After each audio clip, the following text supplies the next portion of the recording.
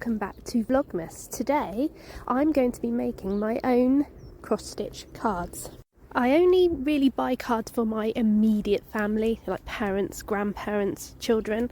But this year I thought I've got all the stuff I need to not spend any money, but to make some thoughtful cards that I've put my own time and effort into. So everything I have here was either given to me or I bought in the charity shops. I even got the book secondhand.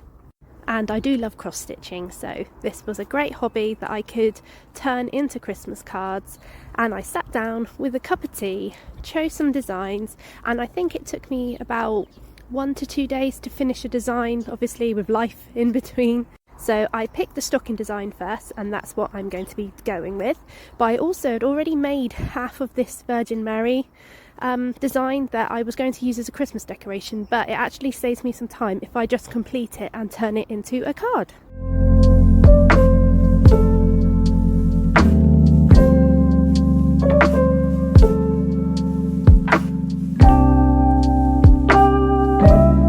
Like I said, it takes me 1 to 2 days to finish. So this stocking took me 2 days. This was what it looked like at the end of day 1.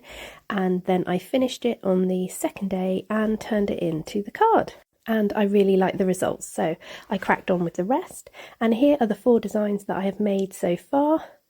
I'm really happy with these. I do have 3 more left to make, but I couldn't get them done in time to post this video. So I will try and include them in a later Vlogmas video.